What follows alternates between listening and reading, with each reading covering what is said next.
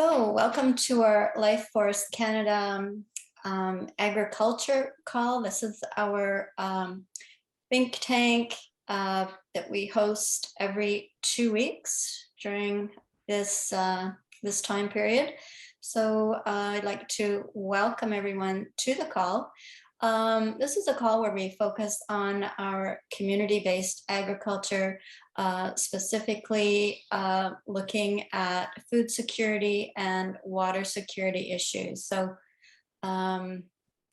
welcome everyone. And anyone like to chime in and just introduce yourself and say where you're from and tell us what's on your mind as far as food or water related projects that you're working on? Well, I don't mind chiming in. I'm Brian. I'm from Edmonton, and basically I come here just to get a little bit more information. I do some microgreens and I filter my own water, and I've got a lot of resources for preparing for the worst, and this is just another avenue to expand my resources. That's why I come here. Thank you, Brian. Yeah, we always have great discussions and great things to look at, don't we? So thank you for being here. Yeah. Appreciate your contribution. So Lucy. Hi, I'm Don. Oh, Don, go ahead. From Lethbridge, Alberta. Similar to Brian, I'm here for the knowledge and trying to learn what's going on, what to do, basically. I have a question concerning bottled water. Apparently, they're finding that people are experiencing microplastics in their system from drinking bottled water. Have you heard anything about that? I have not, but I'm not surprised, and I filter my own water, and it is in a food grade plastic pail. But I've been using it long enough. I'm thinking that whatever is going to come out of it has come out of it, and that food grade and etc. I think it'd be minimal if I'm getting anything.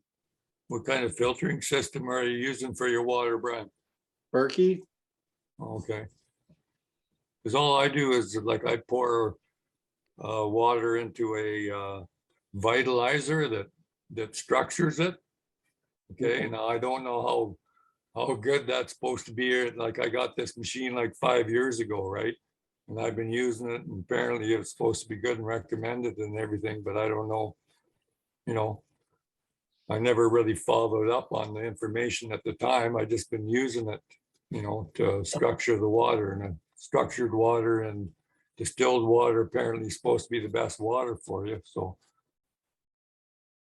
it's just got a filter in the bottom of it, and then it kind of does a cyclone action to structure the water. But I don't know if that has any effect on microplastics in bottled water or what,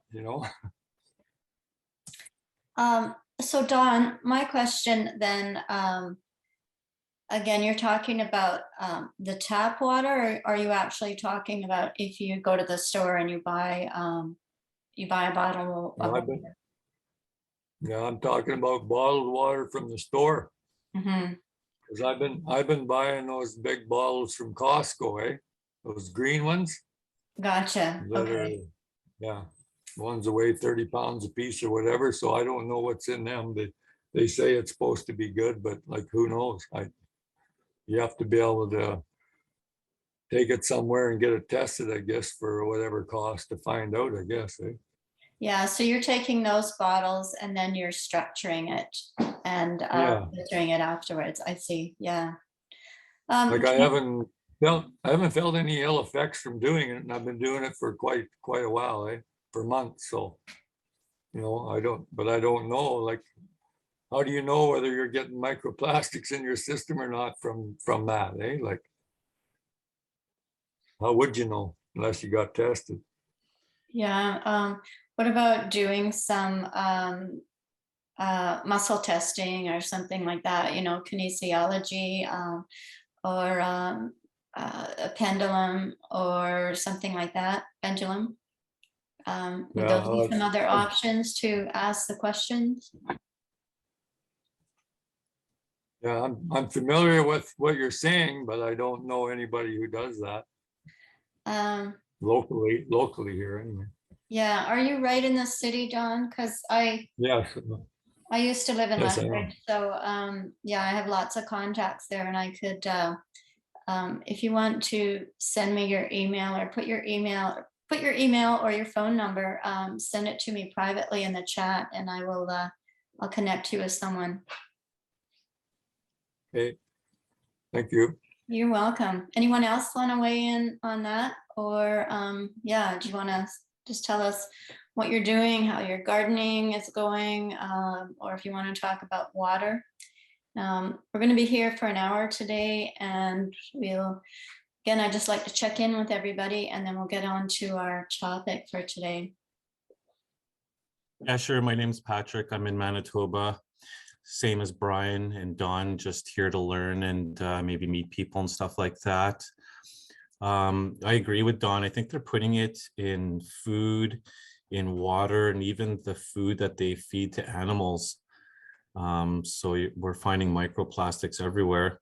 I'm just wondering, with his water system, does it require any maintenance, Don? No, just like I said, there's a filter in the bottom of a circular filter in the bottom, and I'm not sure whether it's charcoal in it or what. There's some type of beads in it. Okay, that's supposed to filter the water or to purify it, I guess. But Yeah. like I say, I don't know if it has any effect on microplastics or what the deal is with that. I used to go get distilled water from the city all the time too, because I live in the country. But my sister just started giving me alkalized water, Kangen water, I think it's called as well. And you drink 1 cup of that and it's like a cup of coffee. You can feel the difference almost right away. And I like the fact I don't have to go get big bottles of water filled up all the time now. Yeah, well, I've just been purchasing them at Costco for it's like $3.50, $4 for one of those big bottles, eh? Yeah, that's good water, distilled water. The only thing I read about it is drinking it long term because it doesn't have any minerals in it that it can possibly leach minerals out of your body. So I think there's an option on the machine I used to go to where you can get trace minerals like coral, calcium, and I forget the other minerals put in it. But if they're inorganic materials, I'm not sure if our body even uses any of that. If it's a material that's never bonded with carbon. Yeah. So I don't know. I'm still kind of on a mission too to try to find the best water. I think structured water or easy water, it's called H3O. I think that's what our body converts it to anyways. Like I noticed when I used to drink a whole cup of water or 2 or 3 sometimes of any water, it would bounce around in my stomach for about an hour, like swirl around. But when you drink this alkalized water, it seems like my body absorbs it almost immediately, and I feel very hydrated when I drink it. But yeah, I'm still researching a lot of different things too. Yeah, I've also heard that distilled water is actually supposed to be the best, but I guess it depends on who's saying it too, eh? It is really good. It's really clean. It's really pure. It just doesn't have the minerals like magnesium or calcium or some of the other trace minerals that other waters have. Like I live in a town where there's no central plumbing, so we all have wells here. Oh yeah. Yeah, and the water is really high in different minerals, I think, so I don't have to worry about that. But I think that's the only thing that I've heard about distilled water, that if you drink it long term, it just doesn't have any of the minerals in it. Yeah, so I've been kind of trying to find alternatives for like well water or artesian wells or spring water or something, but I haven't found any yet. Yeah. Something that would have minerals in it, eh? Right. Don, So I don't know. Yeah. Don, do you know Rita Medvey? Yes, I do. Yeah. You might want to talk to her about the water. Maybe she has some ideas for you too. So, Okay. yeah. Anyone else want to weigh in on that? or just do a check-in. Lucy, tell us what's on your mind, food and water related.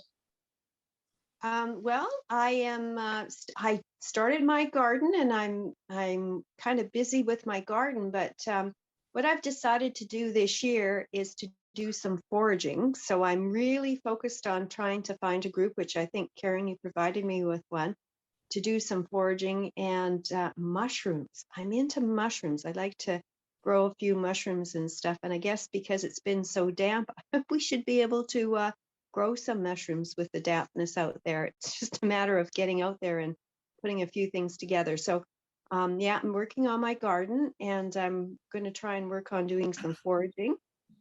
But I do have a question for Patrick. Where do you get alkalized water? My sister joined a company, Kangen Water. It's from Japan. One guy makes the whole system, so it doesn't, it's not like a conveyor belt type system where 20 different people work on it. It's medical grade. So I get it from my sister. She has you install a filter, I guess, on your water system. I think it does require maintenance, which would make sense. You probably wouldn't want water running through something for 20 years without maintaining it. But then it becomes, I guess, running it through a filter or a certain, I don't know exactly how they do it, but it restructures it, I should say. And then it becomes alkaline water. And you really do feel the difference. So it goes with the pH for your body then? Yes, and actually, so what? Funny, because there's different pHs for different things. So apparently, for skincare, it's the pH of 6.0. For drinking, you start at 8 or 8.5. You do it for a bit so that it's not too much of a shock on your system. Like she gave me 8.5, but she's on the 9.5. And one thing to keep in mind when you put things in your body, it's not just the alkalinity of what you're putting in your body, it's also how, like, what your body already is, because they'll be like, like 3 + 4 is 7.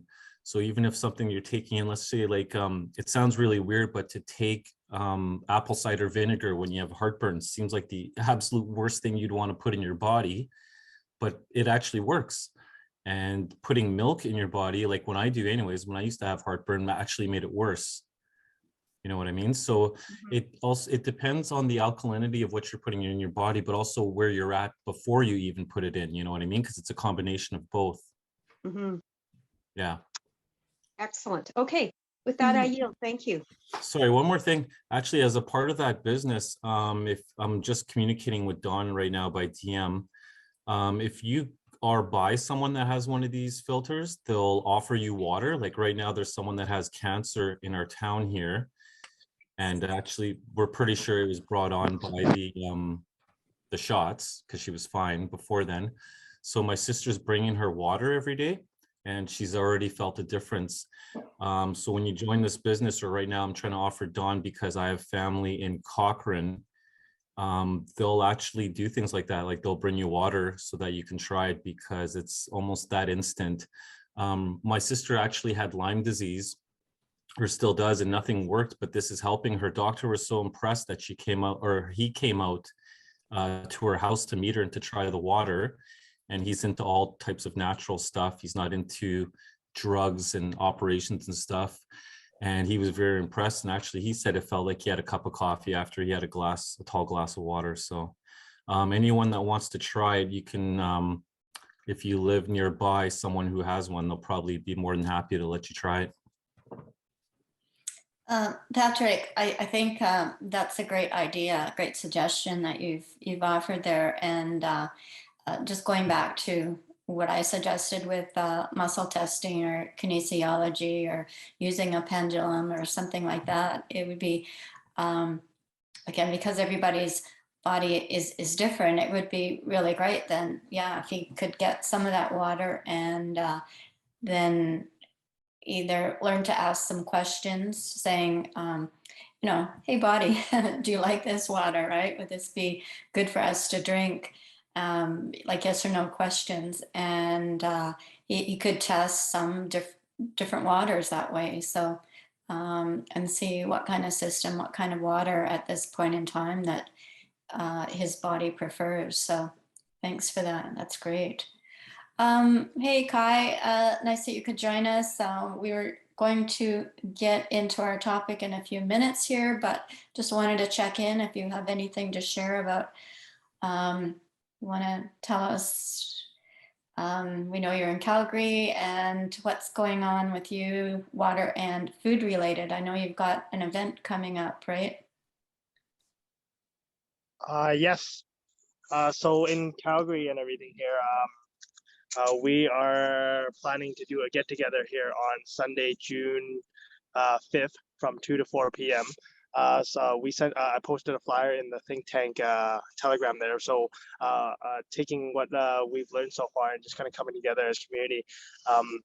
So what we decided is that we're going to do a little kind of workshop get together here, just to introduce people to the basics of growing food indoors and having food for themselves, and just seeding that into their consciousness. And then teach people about things of cloning, and then just kind of see where everybody else is at and how we can support one another.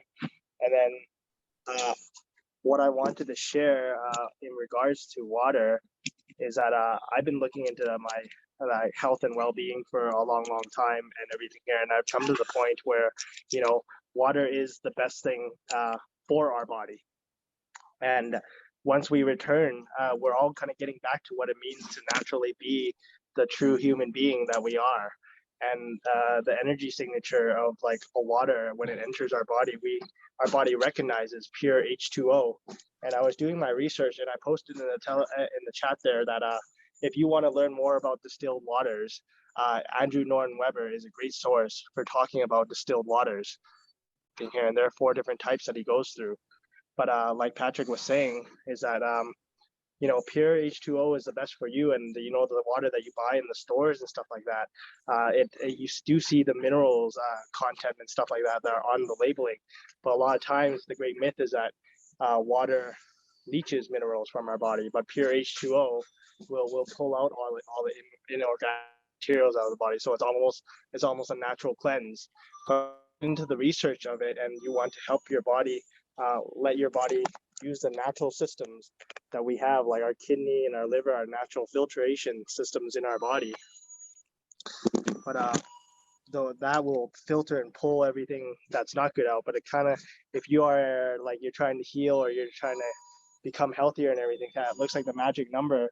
From what Andrew Norton Weber shared, is that if you start to drink about a gallon of water or more, right, you're starting to create that river and that flow. So you start hydrating your cells and everything here, and everything. But you'll start to benefit from the healing mechanisms that our body naturally knows what to do. So I started drinking about a gallon of water every single day and everything here, and for me to just get my body back in shape and just feel hydrated and everything all the time. And then if for those people who are looking for having like mineralized water or getting your nutrients and all that kind of stuff, it's a very hard thing to do. I've tried the structure water and all that kind of stuff before. Like water has memory. If everybody has looked into the research of Dr. Emoto, he wrote the book and showed the experiments with the ice crystals. If any of you guys have seen that, if you put the intention of love or hate or whatever, and you put it under a microscope, and you scan those ice crystals, you can see the difference of your intention changing the water. So even if you want to, you know, programming water is something that we can do. You can charge water in the sunlight, but you can also, like, I bless all my water with an intention, right? Each time that I drink it, you know, what are you putting into your body? Are you putting love? You want it to heal? Whatever it is that you can program that water. And I just wanted to say, so if you don't know what that water memory is and what's picked up already, you know, like a lot of water that's sold in gas stations, you know, it kind of tastes a little weird. So what you can do with your bottle of water before you drink it, you know, is that you can just spin the water, right? Just swirl it around, because what that does, it creates a vortex and clears the memory of the water and everything here. And then you start to put your intention or whatever you want into it. But even simpler, like you can write on a piece of paper, love or what love, and just put that on your water or wine. You can do this as a blind. I had a friend that did this as a blind experiment on their wine, and they blindfolded his wife, but put different words on their bottle of wine, but you could taste, almost the words in the water. Thank So you. Kai. those are things I want to share in regards to the water science that is out there in the world and the things that you can do with it and programming it and whatnot. But I'm open to have this discussion with anybody who wants to touch base. But hopefully for anybody that's in Calgary in the area, if you have time, we'd love to see you out on Sunday, touch base, meet you guys, and we'd start to share our knowledge and support our community. Thank you. Thank you, Kai. Tanis, what's going on in your area? What are you doing food and water related that you'd like to share with us? Well, good afternoon to everybody. Apologies for my late attendance. I was in the middle of a healing session for another lady in Calgary. So I'm just like, yeah, it went to exactly, it kind of went a little over, but I'm here now. I don't know what you guys discussed beforehand, but I'm assuming you're talking about water. Mhm. But yeah, so like our councils, like we're still working through the Helping Hearts and we're still busy doing things. We're still making progress. There's that 80-acre farm that I know Brian knows about that's up the road from me, up the mountain from me. And we have some exciting news about that too. He wants to work with us. So I don't know what that looks like. We're having a meeting with him on Tuesday. And so I don't know, I'm gonna see what happens, but he wants to work with all of us ladies. We'll see what happens. He's an older gentleman. He's lived on that farm for about 50 years and it's part of who he is. So we understand that that it is a part of who he is. So even if we bought the place, that we would, like when funding comes, that he would still be a part of our group anyways. But for now, he says he's not going to sell it. So that takes the pressure off of us a little bit. And because, acreages are selling. So if he would have put it on the market and put it up for sale, it probably would have, sold before we had a chance to do anything with it. So we're really grateful about that. We're also just finished a fundraiser last weekend, and we're going to use some of that money to pay off a little bit of expenses that we've occurred in the last year, and also bought some microgreen trays. We're going to do like a course for some people that are maybe interested in our community on how to do some microgreening. Grace also has signed up to do this really intense microgreen course. So that's amazing. She's going to share all of her beautiful stuff with us. Hydrogen peroxide water, yes. I have some on the way, Brian, some 35%. I have some of that coming from Quebec, I believe is where it was from. If you guys want the link, I can share that too. Not bad for pricing, but what else is going on? We're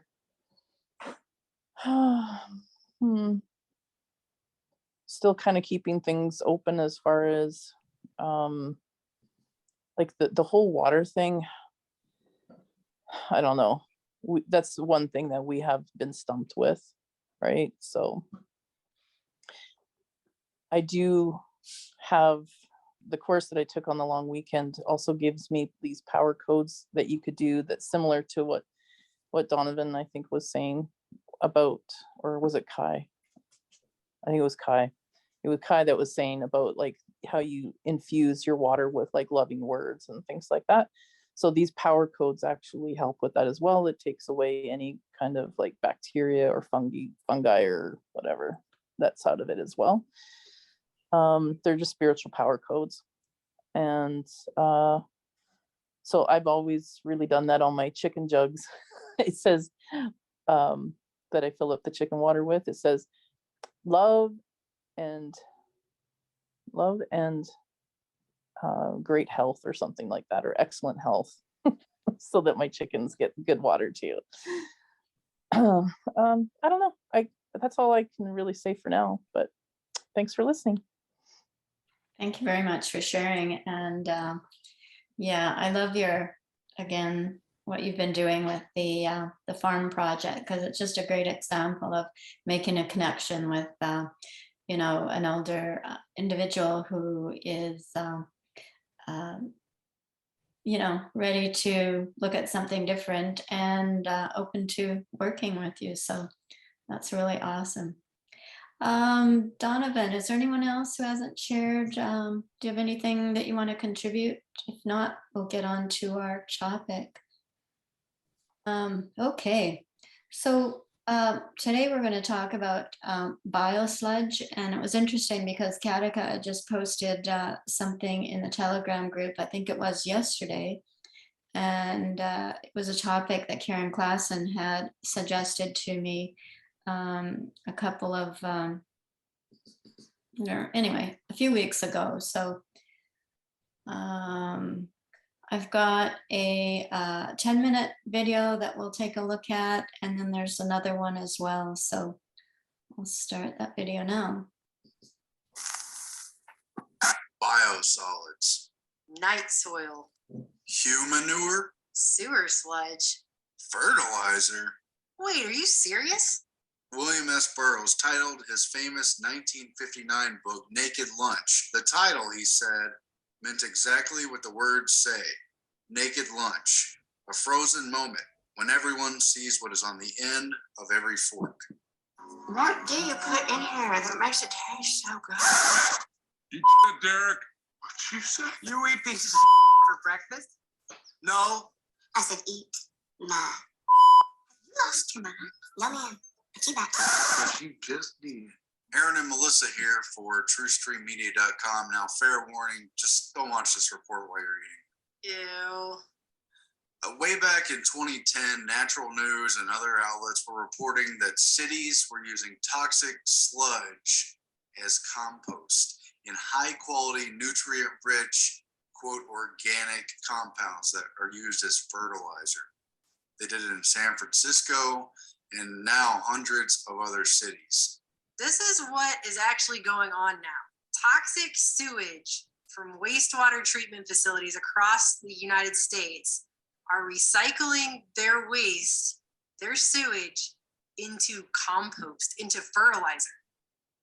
From the toilets and from medical companies and industrial companies. And they're calling it compost. That's what's going on.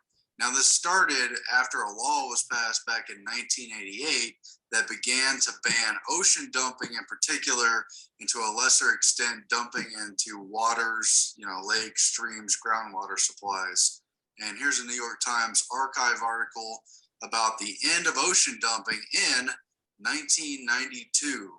Now, New York City was the very last American city to continue the practice after others had stopped, and they were complaining about how much it was now going to cost them to deal with their garbage, and in particular their wastewater, and how they were going to begin to process it, the city sludge, into fertilizer pellets at tremendous heat and useful compost.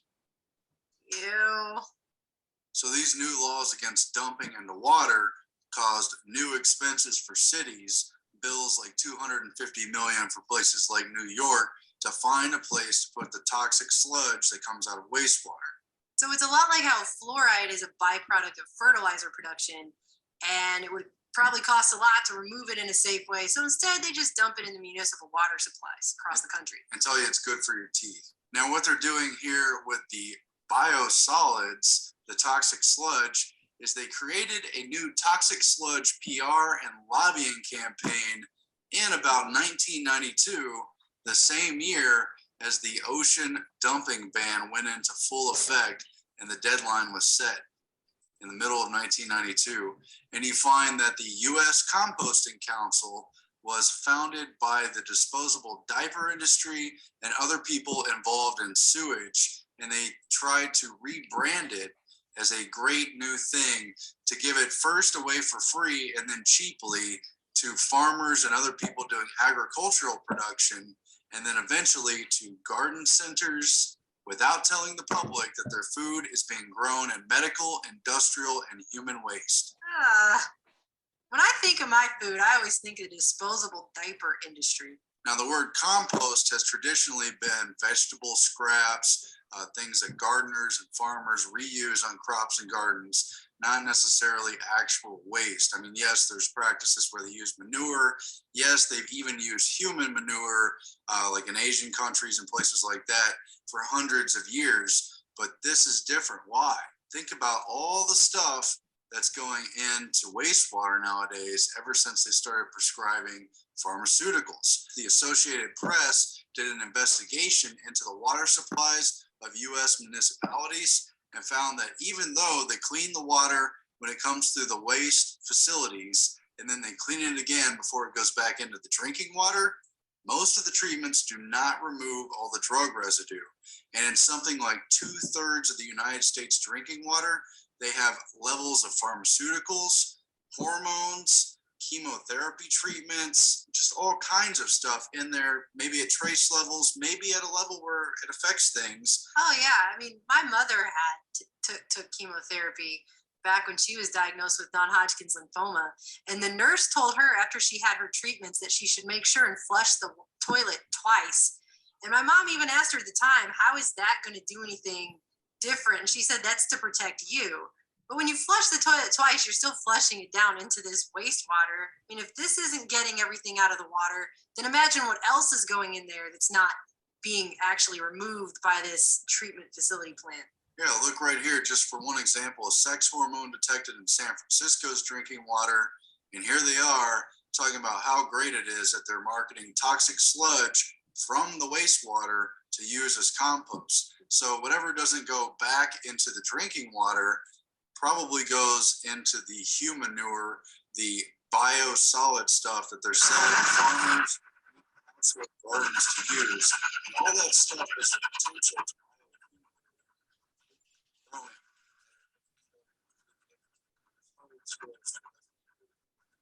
Yeah, they have the goal to put organic on it. See how they do that? See the semantic argument they're making there? It's all PR. Yeah, and they're doing this in really trendy cities like right here in Austin, Texas, as we mentioned in San Francisco, the New York areas. And they've got this whole marketing and branding goal around the idea that this is great natural stuff for organic gardens using the sewer sludge.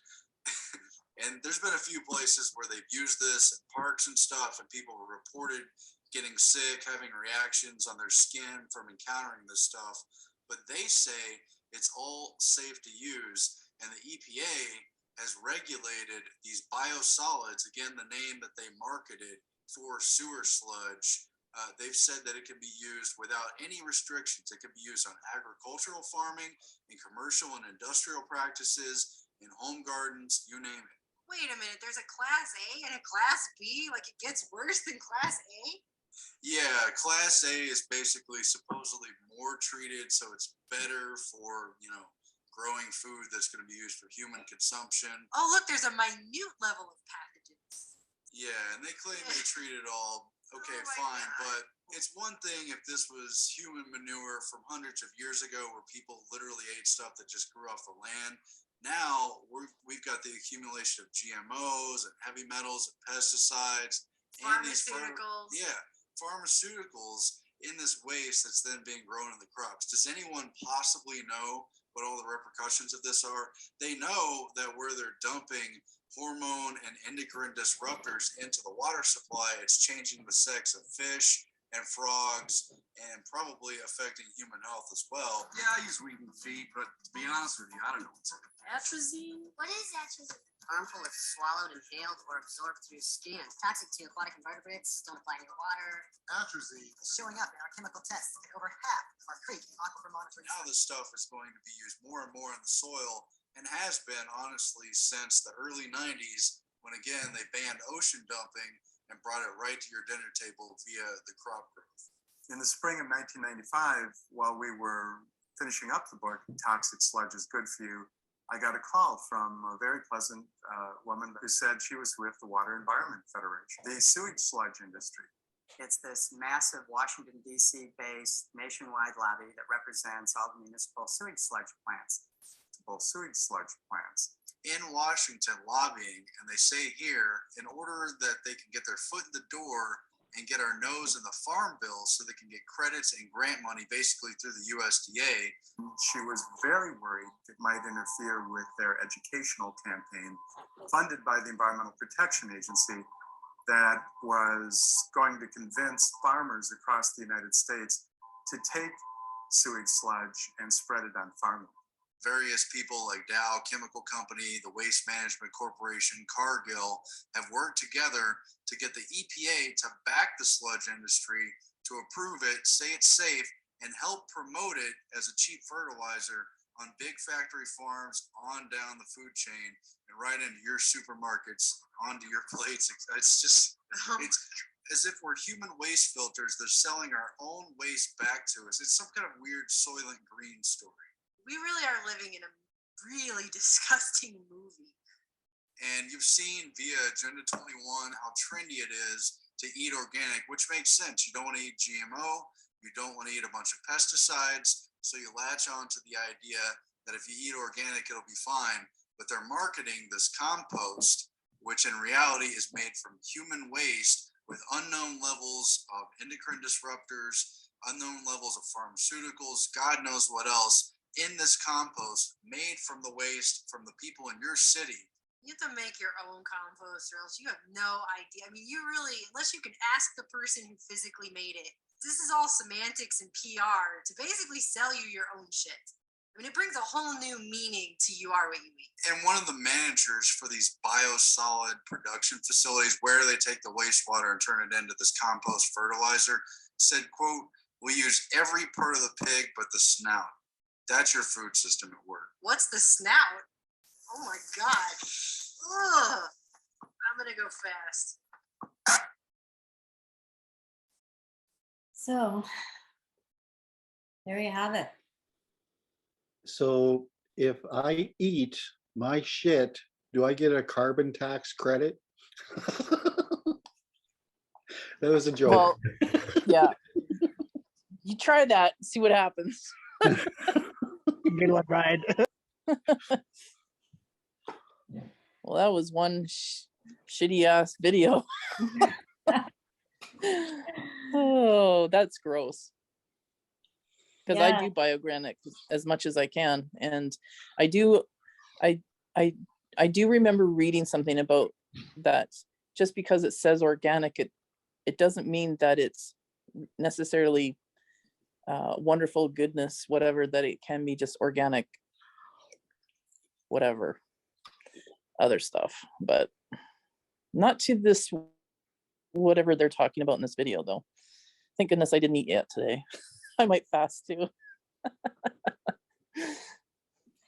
Yeah, I think it would be good for us to, research and see if we can find out what is going on here in Canada. I know with one of the videos that I looked at, someone had chimed in. I assumed that they were, maybe in Quebec or Ontario, whatever, because they were talking about the St. Lawrence River.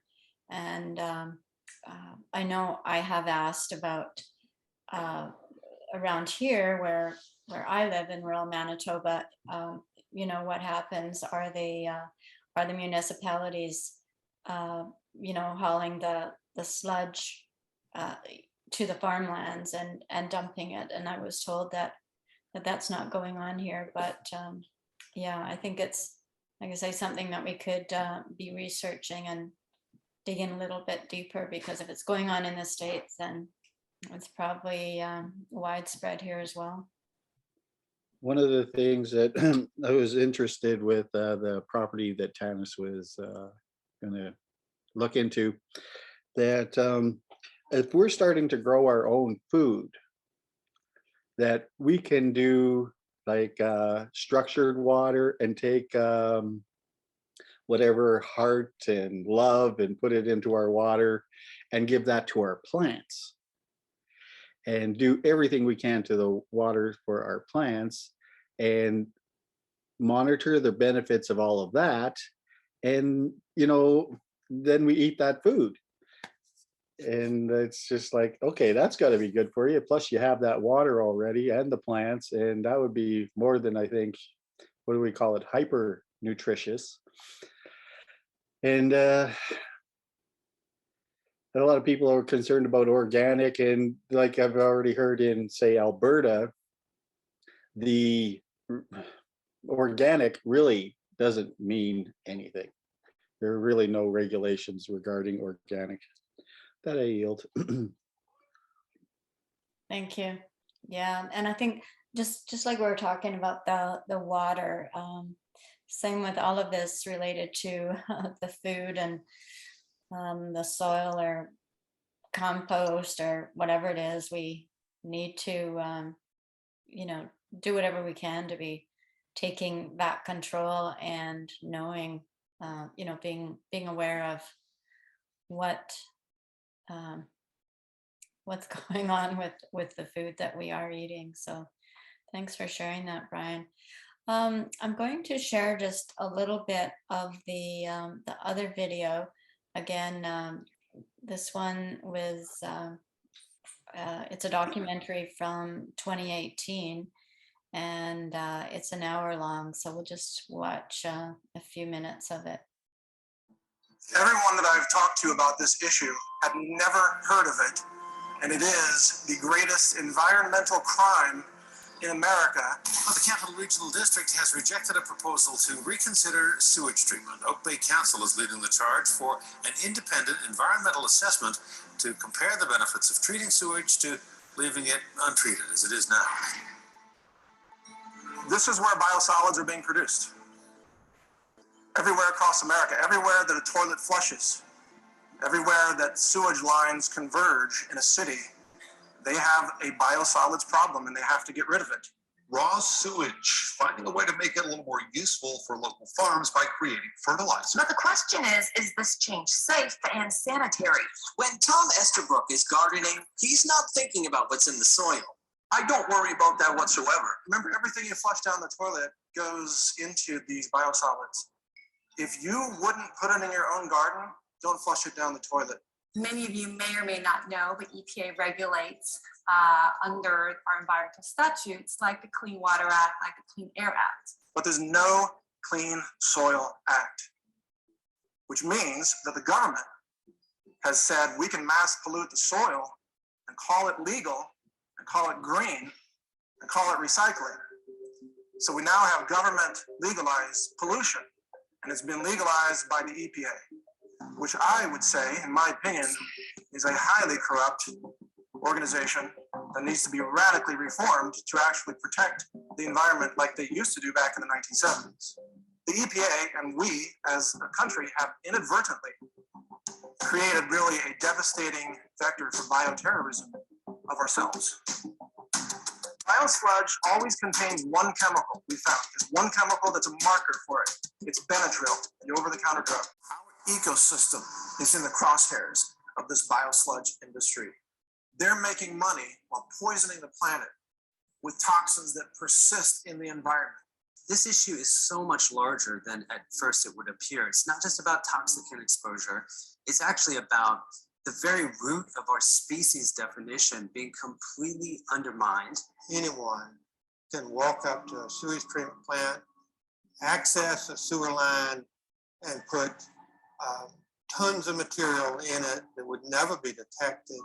At a time when we've got the World Health Organization, CDC, very concerned about the rise of antibiotic-resistant superbugs, here we are, city by city, spreading infectious material, viral material, antibiotics in the biosludge with pharmaceuticals and hormone disruptors and immune suppressors. And then we wonder, well, why are people getting sick? Sewage sludge contains over 80,000 chemicals, and that's because the EPA made a rule that requires all industry to dump their industrial chemicals in sewage. And every year there's 1,000 new synthetic chemicals. And of course, EPA keeps telling us it's, you know, nutrient rich. But what they're doing out of ignorance and greed is basically a form of domestic terrorism when unknowingly or unwillingly they spread the myriad of pathogens and toxins that cannot be eliminated from the natural environment. They are immune to prosecution. But let any scientist try faking data for his own personal gain, they don't last any time. They will be fired and put in prison. But fake data for the government and its interest, and the industry's interest, and you will be promoted and protected at the highest levels. So this is a problem that multiplies itself in our living environment. All it takes is one person in one city to create a tremendous infectious disease event that can be extremely costly. Any toxic chemical that a bioterrorist could want to use can be added to a sewer, go through the plant, be spread out in the surrounding city and countryside, courtesy of the municipal government. Nobody will know it until people start dropping dead.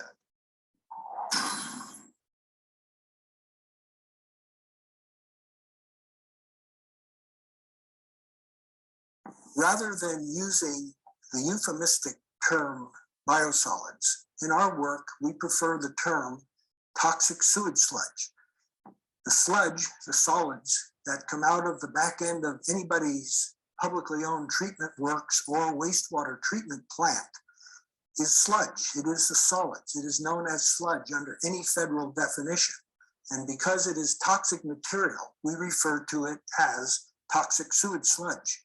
Sewage sludge contains every single chemical that you can imagine, because every industry, every entity that's connected to a sewer can discharge their hazardous and acute hazardous waste, and treatment plants are not designed to remove these. So it is not a wild statement to say that the sewage sludge is likely the most pollutant waste mixture of the 21st century. Well, when humans consume all of the mostly processed foods, which are contaminated with a lot of. So, yeah, more depressive information. I'm going to post the links to both of those videos into the chat, and then they'll both be posted in the agriculture Telegram group as well. So let me just do that. Any comments or as I do that? Well, Ty Bollinger, who was on the second one there, he did the truth about vaccines. He did the truth about cancer. Him and his wife have done a lot of exposing. So it doesn't surprise me that he did the truth about sewage either, I guess. But I don't know, it's very disturbing, isn't it, on how many different ways that things that they do to us in, you know, like it's just unbelievable. And most people don't have a clue. Mm-hmm. Yeah. Yeah, I don't know. So true. It's about the corporate greed and just how they can twist the words around and you know, use language against us, right, to make it all sound like it's good and beneficial. So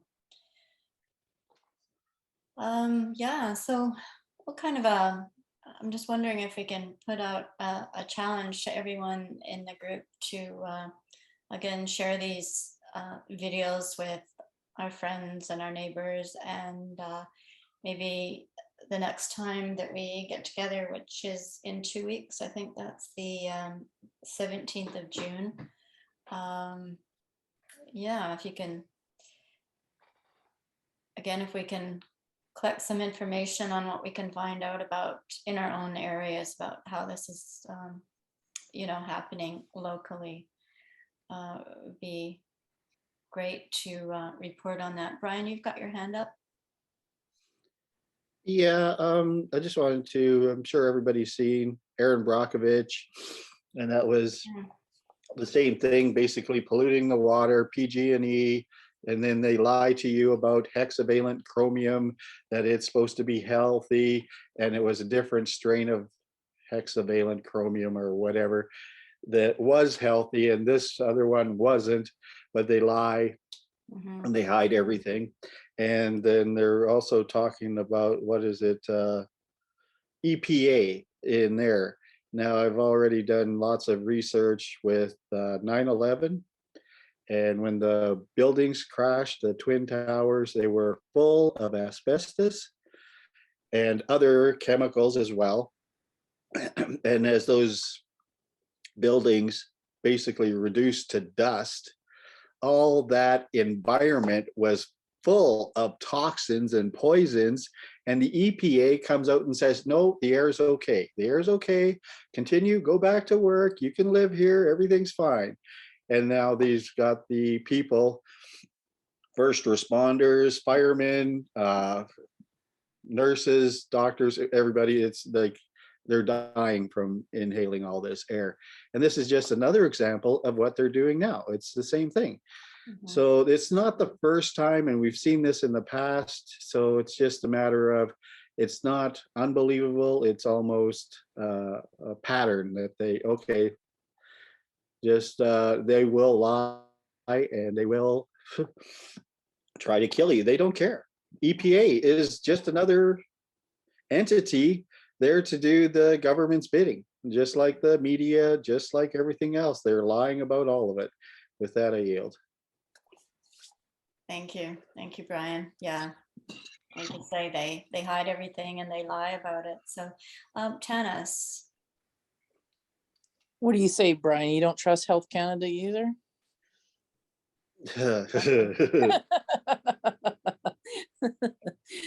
Oh, so the way that I think too, Karen, is that it's great to find out what's going on in our neck of the woods, but I'd also like to challenge people to find out what can we actually do with the sewage that would help.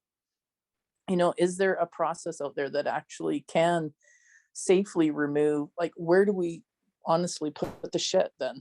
Like, everyone poops, right? So I mean, like, what do you do with it? Because there has to be, I mean, I get why they had to find another solution, not this one, but I mean, there has to be a way to get rid of it. There has to be a way to I don't know, to process it or to do something. So I'd like to see if maybe we can find a way to an alternative way to actually deal with it. So yeah, Tanis, thanks for bringing that up. And that's kind of where we had come to in the Plan Council Manitoba a few months ago, when we started researching, the state of the water treatment plants and whatnot in the various municipalities in the province. And the next step for us was to say, okay, what do we do? As you say, what do we do with all this this shit? What's the next level, right? Like, so yeah, absolutely. And I know I never found any answers in my search online. What I did find in a PowerPoint presentation that I created is some really advanced treatment plants. I remember one was in Dubai, I think, and there was another one in Hong Kong. So that's kind of the only place that it led me to, is looking for the latest technology and countries that sort of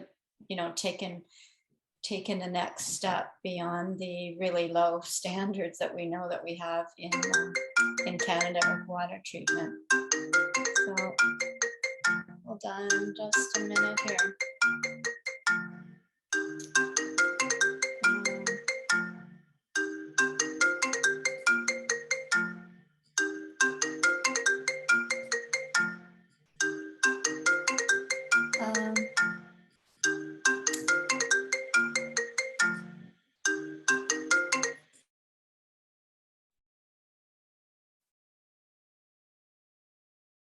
Anybody else glitch out there a couple minutes ago? Briefly, but Well, I think happening to me the whole call. when Brian was talking, he froze and then I glitched straight out. I had to come back in. oh no, I didn't have that. But yeah, Patrick, I didn't have to sign for that, and it's a minimum or a maximum of 3 bottles that you can buy for the hydrogen peroxide 35%. And they do have, you have to watch because you're in Calgary, aren't you, Patrick? No, I'm in Manitoba, Man, do you live in a city or a town? in a town. Oh, because they thought that Whitecourt, which we have like 12,000 plus 5,000 other people in our area, so 17,000 people isn't enough for them. They consider us remote. So I had to pay shipping. So I'm just giving you that little heads up. Okay, thanks. Yeah. Yeah. So Pat, Welcome back, Karen. Thank Patrick, you. that article that you sent? No, that was, Are you I done? just posted that in the group to show that they're asking for to sign or like to see your license when you get hydrogen peroxide, and they're asking what it's for. Oh, okay. So that was just about that, but I'm in the process of emailing you right now. Okay, thanks. Yeah, thanks, Don. Yeah, sorry, everyone. Was expecting a FaceTime business call. So anyway, I had to slip out for a minute. Can everyone see my screen? I just wanted to bring up this book. I don't know anything about it, but they had mentioned it in the in that first video. So I see it was published in July 2002. So that goes back a long time. So yeah, I guess we're about ready to end the call. Thank you everyone for your participation and your ideas and your energy and your enthusiasm today. I so appreciate it. Again, our next call will be on the 17th of June, and the topic is going to be ancient grains. So yeah, we're going to just talk about different grains that are available, and we can talk about our bread making and that sort of thing. So yeah, anything else before we close? Yeah, Tanis, can you give me your email address? No. Okay, thank you. Of course. I'll send you, and I still have yours, Brian. So Oh, okay, because I was looking for yours, I couldn't find it. Yeah. You guys all have a good week. Yeah, Thank you you very as well. much. Well, I mean, good weekend. You too. Thanks, everyone. Bye. Yeah, Thanks, thank you, everyone. guys. Yeah, Thanks, bye. Karen.